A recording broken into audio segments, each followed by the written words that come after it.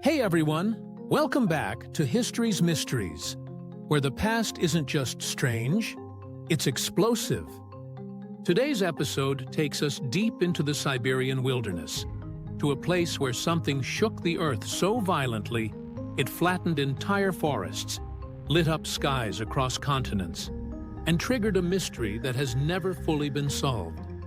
This is the incredible, baffling, and still unexplained story of the Tunguska explosion. Let's get into it. It was early morning, June 30th, 1908. In a remote region of Siberia near the Podkamennaya Tunguska River, a massive fireball blazed through the sky. Eyewitnesses, even those living hundreds of miles away, described a blinding flash, followed by a searing heat and a deafening boom. Shock waves knocked people off their feet. Windows shattered. Horses bolted. And in some towns, people thought the world was ending. Then, silence. When the smoke cleared, what was left behind was something out of a science fiction nightmare. Over 800 square miles of forest had been obliterated. 80 million trees gone. Blasted outward from a central point like matchsticks. Birds and animals were incinerated. Campfires from nomadic reindeer herders were snuffed out in an instant. And yet, no impact crater, no obvious debris, no confirmed casualties, just devastation. For years, almost no one investigated it. This was deep in the wilderness. No roads, no settlements, no resources to send an expedition. It wasn't until 1927, nearly 20 years later, that a Soviet scientist named Leonid Kulik finally led a team to explore the blast zone. What they found stunned them. Trees were knocked down in a radial pattern, all pointing away from a mysterious central point. But in the very center, the so-called epicenter, trees still stood, but their bark was scorched and branches stripped bare. It was like a bomb had gone off, but in the sky, not on the ground. And Kulik found no crater, no meteorite fragments, no alien metal, nothing. So what happened? The most accepted theory, even today, is that a cosmic object exploded mid-air, several miles above the ground. Possibly a comet or asteroid, traveling at over 30,000 miles per hour, broke apart in Earth's atmosphere and unleashed energy equal to 10 to 15 megatons of TNT. That's nearly 1,000 times the power of the atomic bomb dropped on Hiroshima. But here's where things get murky. If it was an asteroid, where's the debris? If it was a comet made mostly of ice, why was there no clear water vapor or frozen fragments?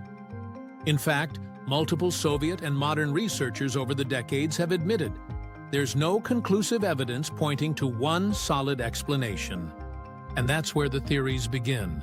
Some scientists have proposed it was a carbonaceous chondrite, a soft, volatile-rich asteroid that vaporized completely before hitting the ground. That would explain the lack of impact crater. Others suggest it was a comet nucleus, made mostly of ice and dust, again, exploding mid-air before impact. But even that leaves questions. The intense heat should have left behind glass-like soil. It didn't. Magnetic anomalies have been detected in the region. In the 1960s, traces of rare metals were found in the soil, tantalizing but inconclusive. So naturally, stranger theories emerged. One of the most popular? That aliens were involved.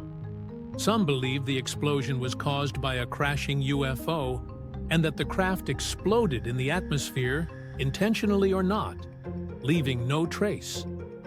Others have theorized it was an alien weapon test, or even a sacrificial detonation to save Earth from an oncoming asteroid. And then there's the Tesla theory. Nikola Tesla, the brilliant inventor and electrical wizard, was working on his experimental Wardenclyffe Tower in New York around 1908, the same time as Tunguska. Some fringe researchers suggest Tesla may have tested a wireless energy beam, directing a burst of high-frequency energy across the globe. The target? Allegedly a ship in the Arctic, as a demonstration to explorer Robert Peary. Instead, it hit Tunguska. There's no real evidence Tesla caused the blast, but the timing, paired with Tesla's mysterious experiments and writings, has made the theory hard to ignore for believers. Then there's another possibility, far less talked about, but just as eerie. What if the Tunguska Event wasn't the first of its kind, or the last? In 1930, a similar, but smaller, airburst explosion was reported in Brazil's Amazon. In 1947, a blast in Siberia's Sikote Mountains left actual crater fragments and shocked trees. And in 2013, a meteor exploded over Chelyabinsk, Russia, injuring over 1,000 people and causing widespread damage. That event was caught on video. It was real, it was powerful, and it was a chilling reminder that space doesn't need to crash into Earth. Sometimes, it just needs to get close. So, could it happen again? Absolutely. NASA and other space agencies now monitor near-Earth objects, NEOs, to prevent future disasters. But the Tunguska object was small, maybe just 150 to 200 feet wide. Plenty of those slip through our detection systems every year. Which brings us back to the heart of the mystery. The Tunguska explosion was one of the largest natural or unnatural blasts in recorded history.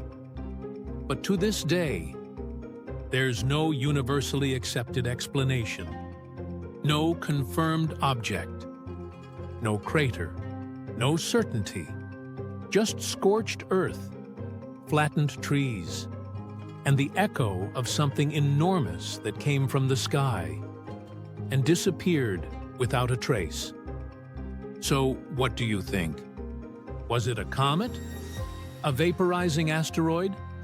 A crashed alien ship? Or something even stranger? A cosmic anomaly we still don't understand? Could the Tunguska Event be a warning? A glimpse of what's possible when Earth crosses paths with something it can't predict or protect against? Let me know your theories in the comments below. And if you enjoyed this journey into one of Earth's loudest and most silent mysteries, don't forget to like, subscribe, and ring that bell. Because here at History's Mysteries, we chase the strange, the hidden, and the explosive stories that history leaves behind. Until next time, stay curious.